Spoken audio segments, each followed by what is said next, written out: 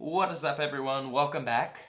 We gave you Katie's perspective on running her first marathon, which you can watch in the little tab above you. And now we're going to talk about the other first, which was my first Dopey.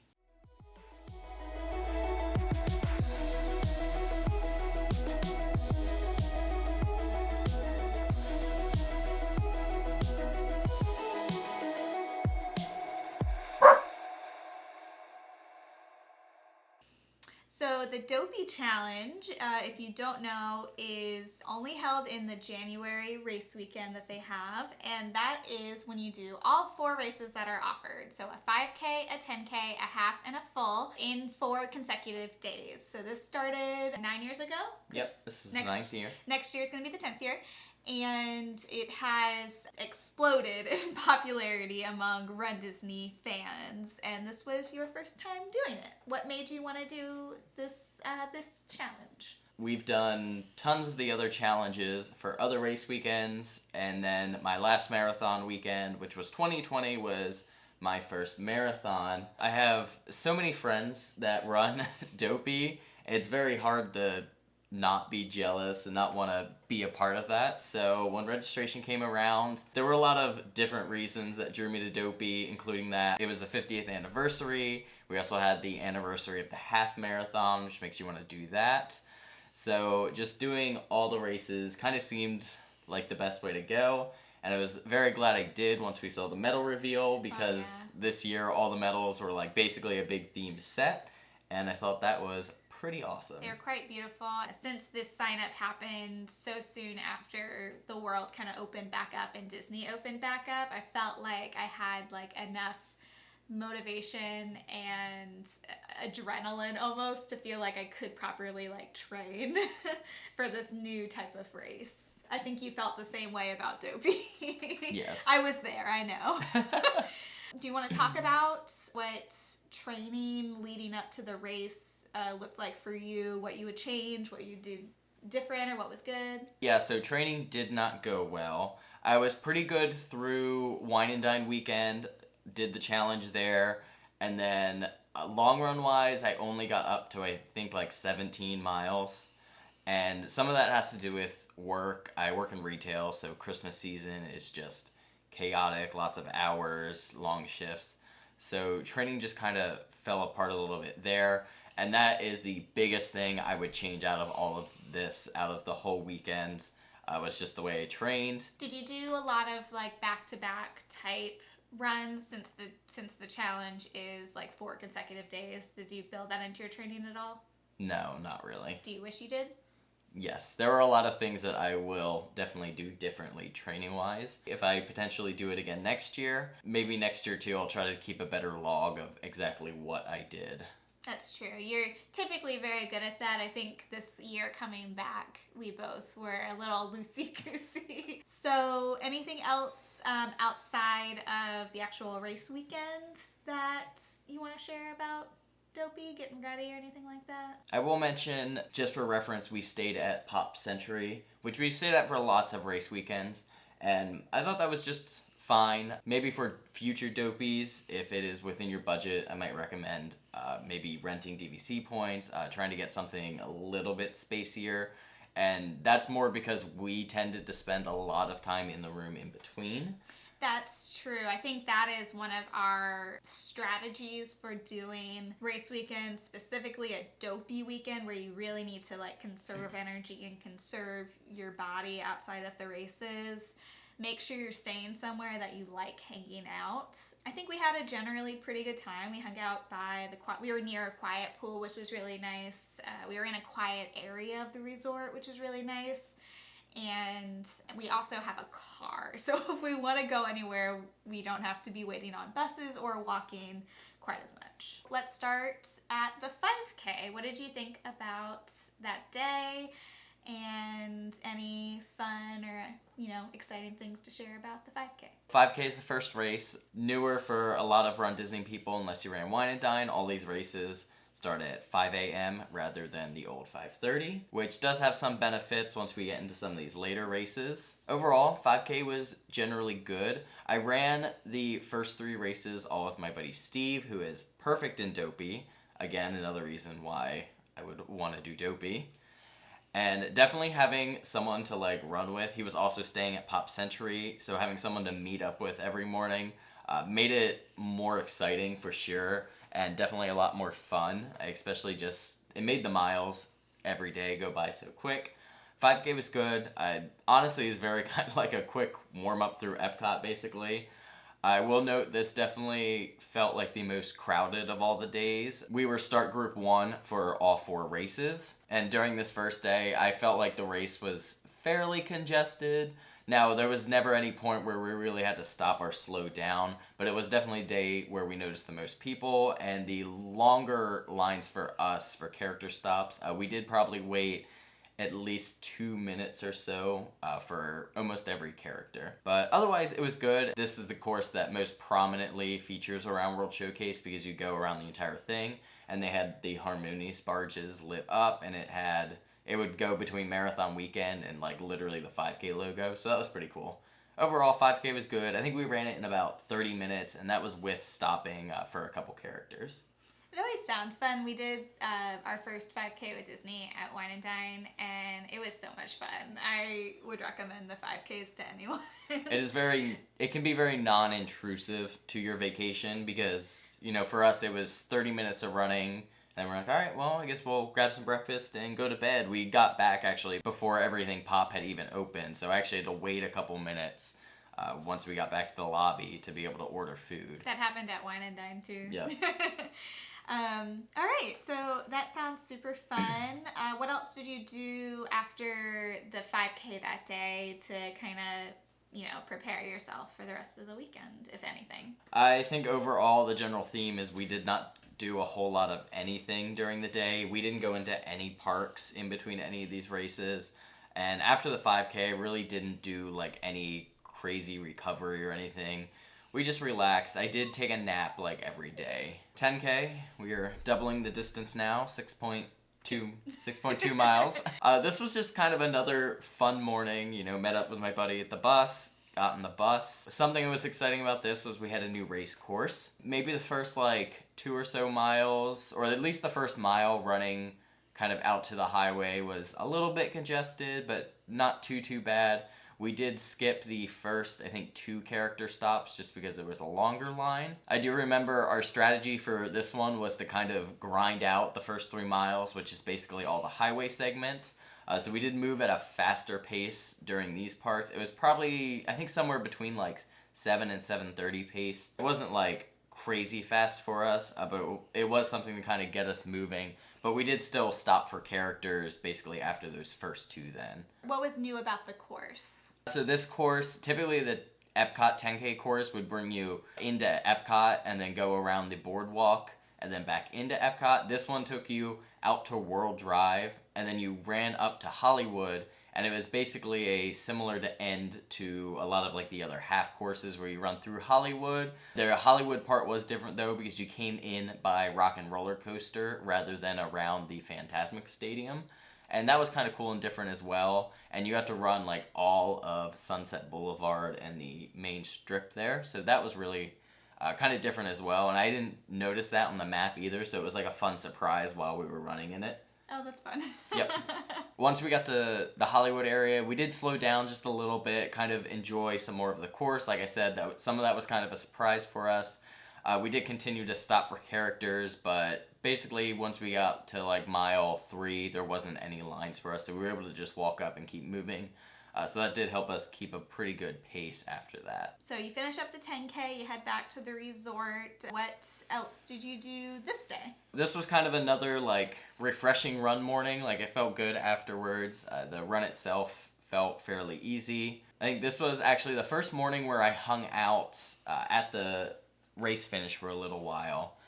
We had a good group of friends there who were all running Dopey, so we'd all meet up, hang out, get some pictures together, all of that fun stuff. And then our friend Christy was also running the 10K, so I went around to the finish line to actually go and watch her finish as well. and that was exciting. After that, I headed back on the bus. As soon as I got back, I had mobile ordered everything pop again and picked that up and just brought it back to the room. And then we relaxed for a little while. I think I actually even closed my eyes, took a nap again, showered, all of that stuff, of course. I didn't do any major recovery stuff again. I didn't roll or use the massage gun or any of that. We did do Steakhouse 71 for a late breakfast. I think it was basically... It's 11 o'clock. Yeah. Yeah. And that was pretty good. After that, we headed back to the resort. We did just another very chill day. We went to the 90s theme pool because that was the one right by our room there. And we hung out there for a good while. I actually did a little bit of swimming just because it felt nice to kind of be in the pool and be cool. Mm-hmm. I did a lot of reading in the chair. Yeah. And then we walked over to Art of Animation. And we had mobile ordered dinner from there just because they had a couple different options from what everything Pop had. So we got dinner there, and then it was back to bed. This was probably about 6 o'clock or so. Pretty much every night I was in bed somewhere between 5:30 to 6:30. Yeah, that was really good, and I'm glad that we did that. So in bed nice and early. The next day is the half marathon, so kind of where things get a little more serious. So the first 2 days, we were meeting at about 3:30 at the bus stop to get on the bus, and we never had any issues with buses or any of that. But the morning of the 10K, we had gotten there, and again, start group 1 has to move into position. So we had gotten into the start group, and it was probably 4:30-ish or so by that point, and they were... we walked in and they started moving the corral up to the start line. They were just waiting for you to show up. And they're like, Sprinkle's here, we can move it. Yep.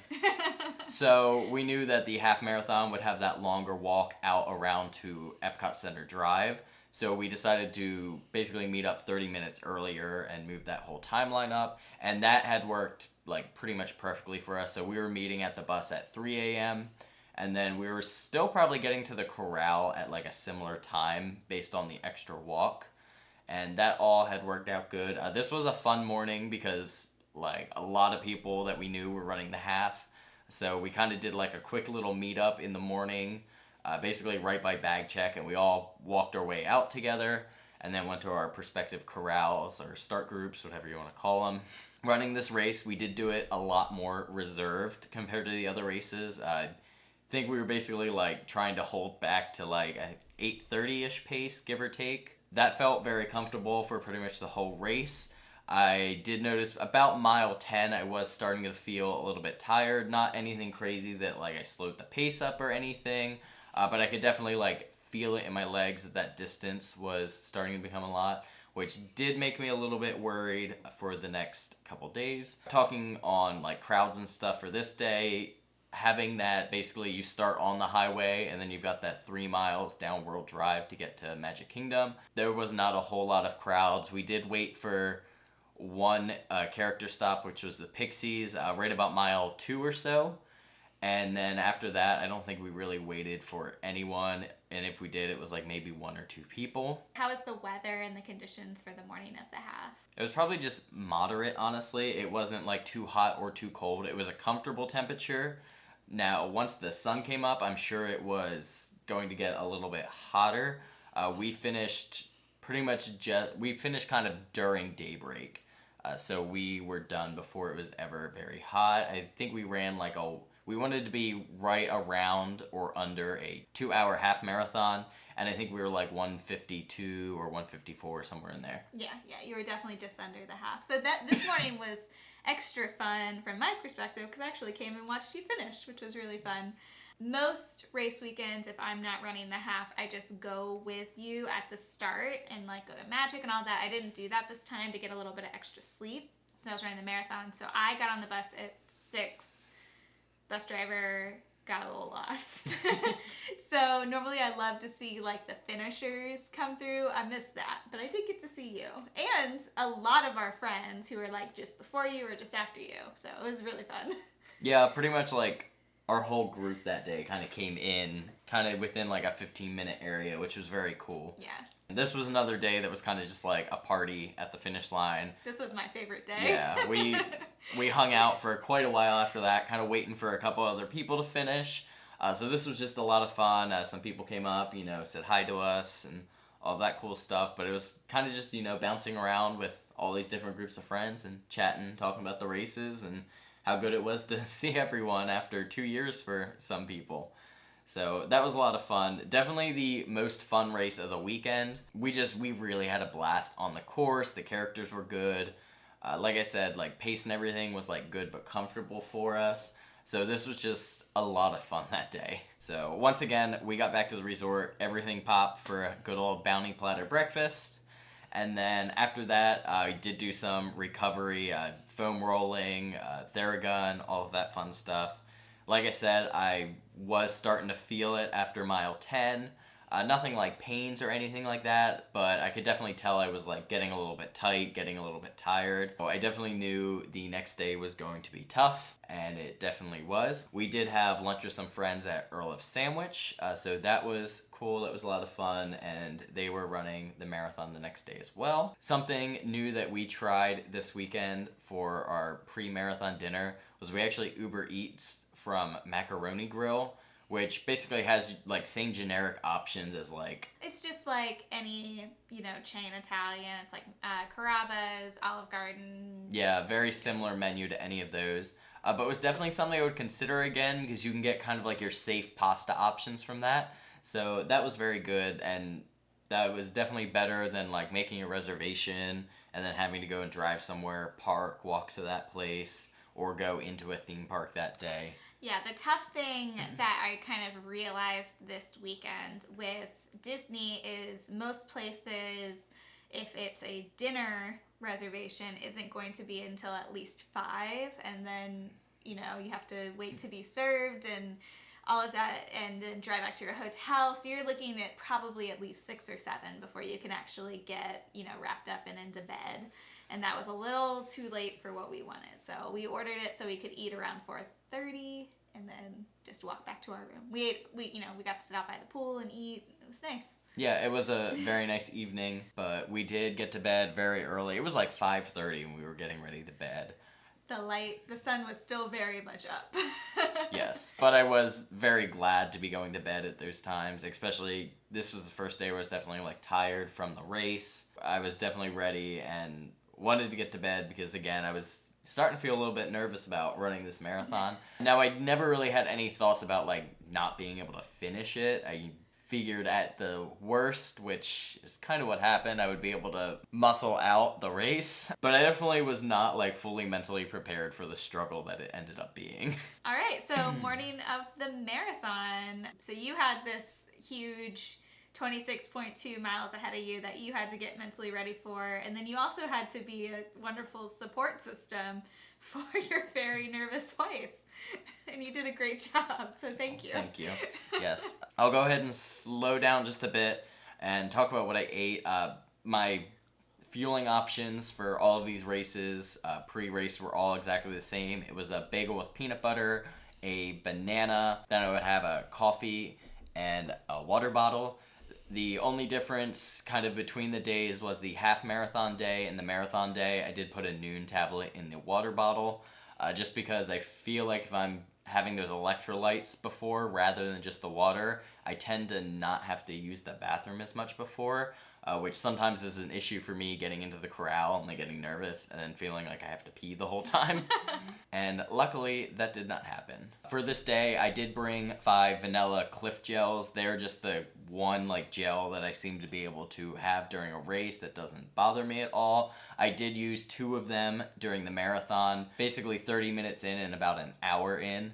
And then after that, I kind of just went until we were finished, which was perfectly fine. It worked for me. Like I said, this time I brought 5 with me. I did not use them all, but I did use some of the on-course race fueling options during the race as well. I probably should have kept doing them and just making sure I was more regimented. It probably would have made me feel a little bit better towards the end. Where a lot of my issues came in during this was definitely just from the lack of training. I will note too, waking up that early, even with the amount of sleep that I was getting, which was, I think, pretty good for these race weekends. And again, we weren't like out doing the parks or anything, so I always felt fairly well rested. But you definitely wake up that fourth day and it's early and you're tired and you know that you have to run longer than all of the other races combined. Definitely something that kind of like weighs on you. It's more of a mental challenge. At that point, yeah, like first 3 days are really not that hard at all. It's all about that last day and kind of what you did to prepare yourself going into that last day. We got out there, we got Katie to her corral, met up with everyone at the start, and I did start the race with my buddy Steve. We did talk before and he was very well trained, he was very ready to run, and I told him, I was like, if I fall back or whatever, I was like, just go. You know, run your race, let me do my thing. And I definitely did fall back. I held pretty good pace through like the first 10 miles. I was stopping for characters and all of that. Kind of nice thing about falling back was I got to run like a couple miles with like different people in our group of friends. So that was kind of fun. Once again, like once I got to about mile 10, same as the half, I was starting to feel it. I already knew at that point, I'm like, this is going to be a tough like next 16 miles. And what I kind of did to break it up for me was basically I just focused on like a next distance goal and broke it up into sections. You know, getting to 13 was fine. That's a lot of Magic Kingdom out the backside of Magic Kingdom by Grand Floridian. That wasn't too bad at all. Fun and distracting. From there it was get to mile 16, because once you get to mile 16 you have 10 miles left. And then after 16 the goal was basically get to mile 20. And once I got to mile 20, the goal was to get to basically Hollywood. Because once you got to Hollywood, there was a lot there to kind of distract you again. Animal Kingdom was also a good kind of break through that. Lots to see. I also saw a couple doing their wedding pictures. That's fun. Which was kind of Animal interesting, Kingdom? yes. Yeah, they do those early in the morning. I'm surprised that they let them go in and do those. Yes, so that was kind of fun. Like, they might even show up in my marathon video. I'll have to go back and look. But it's like right before the right before the Expedition Everest part. I did mention, I think I got like 3 of my gels in, and then I kind of forgot about it, but they did have 2 banana stops. I did not grab one at the first banana stop, but the one on the backside of Animal Kingdom, I did grab, and I had the full banana there. I also let myself stop and go ahead and use the restroom there, just because I didn't really want to have to hold it for the next like 10 miles or whatever. I was like, all right, I'm just gonna let myself stop, you know, have one less thing basically on my mind. And definitely at this point I was feeling it. Also, right after Animal Kingdom, my watch lost GPS connectivity. So if you look at my activity, it says like 27 miles, but the GPS only goes to Animal Kingdom, which was a little bit annoying because it was just like telling me whatever pace it felt like telling me. So for a while it was like 18-minute miles for like a good, I don't know, maybe hour or so. I should have been like watching the clocks to like know what I really was doing, or at least watching the time on my watch. Getting kind of marathon brained, I didn't even think of that, and it didn't really matter. I was gonna just kind of keep chugging away anyways. Watching the clocks actually wouldn't have helped you this time around because they were off, and I noticed that. A lot of the clocks were off. I noticed it on the one right before Magic was actually an hour fast. It was like exactly an hour fast, so it was like maybe it was set wrong, but almost every single clock that I thought to look at, there was like someone there like tinkering with it, looking like they were trying to fix it. So there was definitely something off with the clocks on course. I think like whoever was doing the official race timing, it's fine, but yeah, that was an unusual thing that I've never seen happen before. Yes, I did notice that afterwards when I was watching the marathon video. That was another thing that kind of kept me going too, was filming, and I did stop for all the characters and tried to film all of those and all of the different mile markers. So that was still like kind of kept it a little bit light and fun, but at this point I was definitely feeling heavy, and once you get to mile 18, it's really a slug. Mile 18, you're going up the road by Coronado. It's uphill. It is very much sun in your face. It was like right when the sun was coming up. One thing I did bring with me that I didn't on my first marathon was sunglasses, and I had just kept them up on my hat till I was ready for them. and I was very glad I had those at that point. I put them on, and they stayed on for the rest of the race. Didn't bother me or anything. Was very glad to have them at that point for sure. And then after that, you go and do that loop through Blizzard Beach. That was honestly just like tedious at that point. I was not about it. Didn't do the chews or anything that they were offering there. I just took water and Powerade and kept on my way. So that just felt like long. I mean, obviously it's still part of the distance anyways, so it doesn't matter whether it was that parking lot or more highway. But from there, it was kind of doing a slog onto Hollywood Studios. Somewhere in here, I stopped for a character, and I was definitely like feeling really tired and really heavy. Basically, like that last 6 miles was just like getting myself to keep moving. At one point, I stopped for a character, and I was like moving, but I didn't realize that I was actually just walking for probably like a good 30 or 40 seconds. I was like, oh, like I should probably like try to keep moving a little bit. Again, very like marathon brained at that point. I definitely like, I would consider myself bonked, if that is a term that you are familiar with that runners used. Could have fueled a little bit better, I do know that, but again, 99% of my problems were all training based. Hydration was still very good for me. I never felt dehydrated or thought I was dehydrated in any way. I pretty much took either water or Powerade at nearly every stop along the way. Once I made it to Hollywood, it was definitely like relieving, because at that point the course is much more interesting. There's a lot more spectators around and cast members there to cheer you on. You're not on the road anymore after that. Yeah, you're not on highway anymore. Overall, much better. I was still moving pretty slowly. And again, my watch was just telling me whatever pace. At one point, it stopped and just told me I was doing a 9-mile pace for like the last 4 or 5 miles, which at least made me like, for some reason, mentally feel good, even though I knew I was not going that pace. Going into Epcot, one of our other running buddies, Jason, ended up like catching up to me. And that gave me like just enough willpower to kind of be able to like speed up and continue to run with them for like the next basically 2 miles. So that did make me feel a little bit better. I was still like very heavy, legs were dead. I mean, they were dead a long time ago. Did help me get to that finish line just to like have someone familiar there with me. Eventually made it through the finish. My family was there. That was very cool. And then I got to meet up with our group, who had all finished very much ahead of me. A lot of them ran like pretty killer marathons, even like with stopping or doing whatever they were doing along the course. So that was cool though, to see that they all like basically crushed it. I think for the speedier people who didn't have to contend with the weather, it was like really good conditions that day. Wasn't too hot before the sun came up, so I think you know, it was a really good day for those people and their finishes. I did finish, I think it was like a 4:20-ish marathon, which is fairly slow for me. My first marathon was about a 3:30. I was undertrained. I knew it was going to be challenging. That was definitely like the hardest run I've ever done.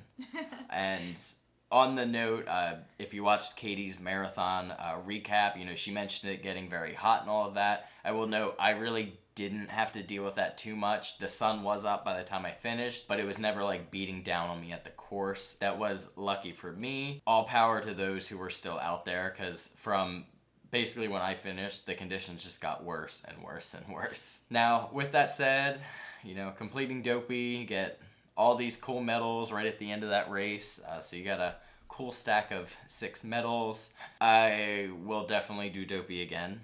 I had an absolute blast. I will make sure that I am trained much better next time.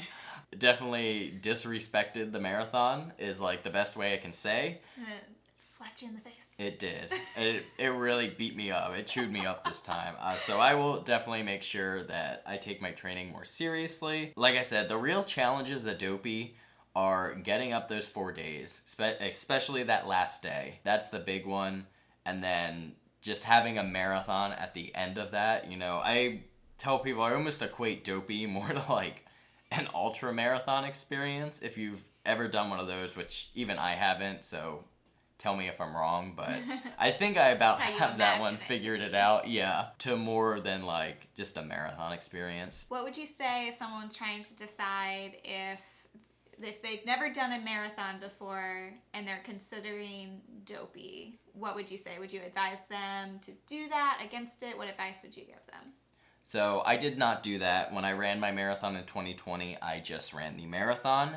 That is the way I would do it over again. If someone asked me personally and wanted, like, I would not recommend it. I would get that first marathon. However, I don't know anyone making that decision personally enough, or know your level of fitness, or your running experience, or any of that well enough to make that decision for you. If you have enough time to train, it is absolutely doable. Tons and tons and tons of people do it. So I am not saying it can't be done. Would I recommend it? No. But I am by no means someone that is going to stop you, nor will I do anything to physically stop you from doing it. Unless you're married to him. I did physically stop her from doing it. And I think Good she's idea. glad I did. Yes.